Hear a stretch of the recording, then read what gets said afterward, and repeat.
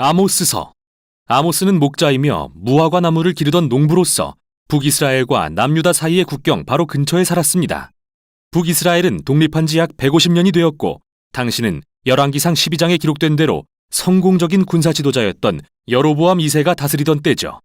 그는 많은 전투에서 이겨 이스라엘의 영토를 넓히고 막대한 부를 형성했지만 선지자들이 볼 때 가장 나쁜 왕 중 한 명이었습니다. 그의 부요함은 무관심을 낳았고 가나안의 우상신들을 숭배하게 허락했으며 그 결과 불의와 가난한 자에 대한 억압을 불러왔습니다. 이제 아모스는 더 이상 참을 수 없는 지경에 이르렀습니다. 그는 하나님께서 자신에게 큰 성전이 있는 북쪽의 주요 도시 베델로 가서 백성들에게 하나님의 말씀을 선포하라고 명하시는 걸 느꼈습니다. 이 책은 아모스의 설교와 시들 그리고 수년간 받은 환상을 모은 것으로서 북왕국 사람들에게 하나님의 말씀을 전하기 위해 후대에 엮은 것인데 오늘날 우리에게도 필요한 내용입니다. 이 책은 꽤 명확한 구조로 되어 있는데요. 1장과 2장은 열방과 이스라엘을 향한 내용이며 3장부터 6장은 이스라엘 백성과 지도자들을 향한 아모스의 메시지가 담긴 시 모음집입니다. 7장부터 9장은 이스라엘에 다가올 심판에 관해 아모스가 본 환상들을 기술하고 있습니다. 그럼 자세히 살펴보죠. 이 책은 이스라엘 이웃나라들의 폭력과 불의를 비난하는 내용의 짧은 시들로 시작합니다. 그런데 이게 이상한 것은 책의 서두에서 아모스가 이스라엘에 대해 말하겠다고 했기 때문인데요. 어쨌든 어떻게 전개되는지 살펴보죠. 아모스가 이웃나라들을 언급할 때 지도를 확인해보면 아모스가 일종의 원을 그리고 있다는 것을 볼 수 있는데 이 원이 완성되면 이스라엘이 중심에 놓이죠. 마치 십자선 위의 표적처럼요.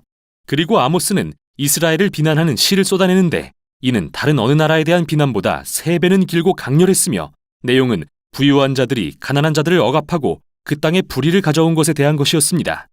특히 부자들은 빚을 진 가난한 자들을 노예로 팔았는데 가난한 자들은 어떤 법적인 권리도 보장받지 못했죠. 아모스는 묻습니다. 너희가 한때 이집트에서 노예로 지내며 불의한 취급을 받았던 백성이 맞느냐? 억압과 노예 생활로부터 구원받은 백성이 아니더냐? 이제 잔치는 끝났다. 아모스는 말합니다. 하나님이 더 이상 참지 않으실 것이다. 그 이유는 다음 부분의 서두에 나타나는데요. 하나님은 이스라엘에게 내가 땅의 모든 족속 가운데 너희를 선택했다고 말씀하십니다. 이 부분은 창세기 12장을 떠올리게 하는 내용으로서 하나님은 아브라함의 자손을 불러 열방의 복이 되게 하셨죠. 그래서 하나님은 이것이 내가 너희의 모든 죄에 대해 너희를 벌하는 이유라고 하십니다. 이스라엘은 막중한 소명을 받았고 그에 따른 막중한 책임을 져야 했습니다.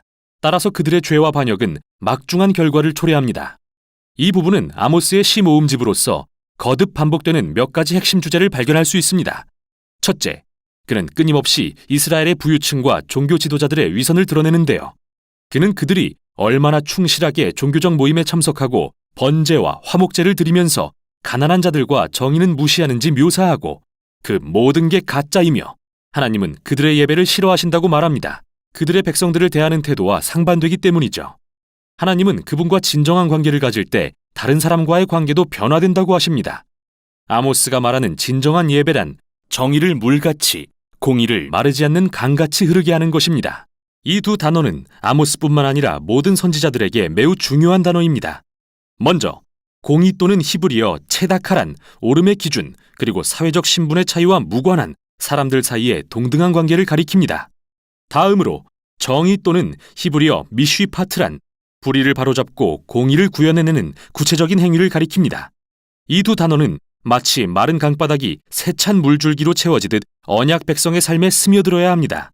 다음 주제는 이스라엘의 우상 숭배에 대한 아모스의 반복되는 질책입니다. 기억해보세요. 북왕국의 왕은 남유다와 분열될 때 예루살렘의 솔로몬 성전을 견제하기 위해 새롭게 두 성전을 세우고 열왕기상 12장에 기록되었듯 각 성전에 금송아지를 세웠습니다. 그 후 이스라엘에는 우상이 더 많아졌습니다. 성과 풍요, 전쟁을 주관하는 신들을 숭배하게 되었죠. 선지자가 보기에 이러한 우상 숭배는 늘 불의로 이어졌는데요. 왜냐하면 이방 신들은 이스라엘의 하나님이 요구하시는 정도의 공의와 정의를 요구하지 않았기 때문이죠. 말할 필요도 없이 이 신들은 도덕적으로 타락해 있었고요. 그러나 이스라엘의 하나님은 다르셔서 나를 찾으라 그러면 살 것이다 라고 말씀하시고 나서 바로 후에 선을 구하고 악을 구하지 말아라 그러면 너희가 살 것이다 라고 하실 수 있는 분입니다. 따라서 창조주 하나님을 참으로 예배한다는 것은 곧 선을 행하는 것입니다. 기꺼이, 정의롭게 말이죠. 이 부분의 마지막 주제는 이스라엘 왕들이 아모스와 다른 선지자들의 이야기를 듣지 않았기 때문에 하나님께서 여호와의 날을 허락하실 것에 관한 것으로서 이스라엘에 대한 끔찍한 심판을 의미하죠. 구체적으로 아모스는 강한 나라가 와서 그들의 도시를 말살하고 백성들을 포로로 잡아갈 것이라고 예언합니다. 우리는 그의 예언이 성취됐다는 걸 알고 있죠. 약 40년 후 아수르 제국의 습격으로 아모스의 예언이 현실이 되었으니까요. 이 책은 아모스가 본 일련의 환상으로 끝이 나는데 이 환상들은 다가올 여호와의 날을 상징적으로 묘사한 것입니다. 그는 메뚜기 떼가 이스라엘을 황폐하게 하는 것과 태워버릴 듯한 불, 그리고 백성이 여문과일처럼 삼키우는 환상을 봅니다. 그리고 마지막 환상에서 아모스는 하나님께서 베델의 우상신전의 기둥을 세게 치셔서 모든 건물이 무너져 내리는 환상을 보는데 이것은 이스라엘 지도자들과 우상들에 대한 하나님의 심판을 나타냅니다. 마침내 그들의 끝이 온 것이죠. 그런데 마지막 단락에서 우리는 갑자기 한 줄기 희망의 빛을 보게 됩니다. 여기서 이스라엘의 모습은 파괴되는 건물이지만 하나님은 어느 날 그 폐허로부터 다윗의 집을 회복할 것이라고 말씀하십니다. 다시 말해 하나님은 미래에 다윗의 혈통에서 날 메시아 왕을 보내셔서 하나님의 백성을 다시 세우실 것이며 놀랍게도 이 하나님의 백성은 열방의 모든 민족을 포함할 것입니다. 이스라엘의 죄와 하나님의 심판으로 인해 무너졌던 모든 것은 그날에 회복될 것입니다. 자, 이 마지막 단락은 매우 중요한데요. 심판의 반대편에 나타난 유일한 희망의 징조이기 때문이죠. 그리고 이 책이 어떻게 하나님의 공의와 자비의 관계를 설명하는지 볼 수 있도록 도와주죠. 하나님이 선하시다면 이스라엘과 열방 가운데 있는 악을 대적하고 심판하셔야만 합니다.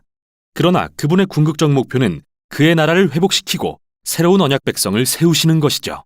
아모스의 말을 통해 우리는 오늘도 여전히 그의 외침을 듣습니다. 이스라엘의 위선과 재앙으로부터 배워야 할 것, 그리고 하나님을 향한 참된 예배는 언제나 공의와 정의, 그리고 이웃사랑으로 이어진다는 것을 말이죠. 이것이 바로 아모스서였습니다. 아모스 제1장.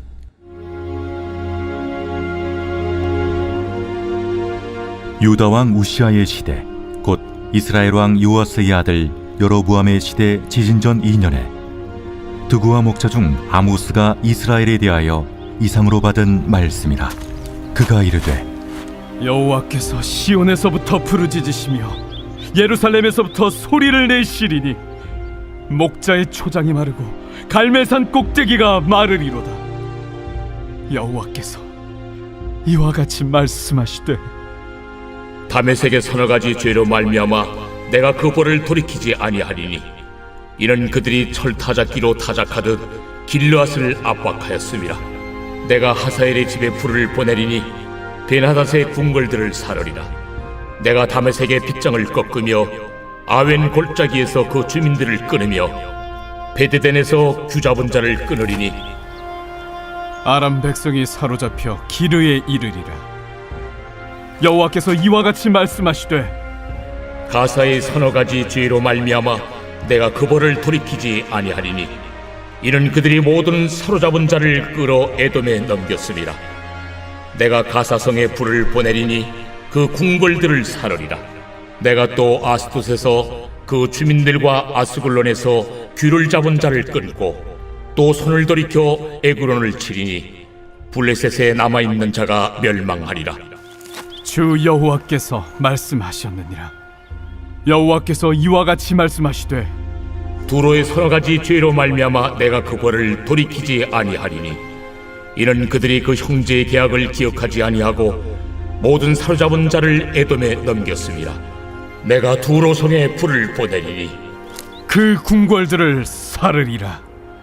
여호와께서 이와 같이 말씀하시되 에돔의 서너 가지 죄로 말미암아 내가 그 벌을 돌이키지 아니하리니 이는 그가 칼로 그의 형제를 쫓아가며 궁유를 버리며 항상 맹렬히 화를 내며 분을 끝없이 품었음이라. 내가 대만에 불을 보내리니 보스라의 궁궐들을 사르리라.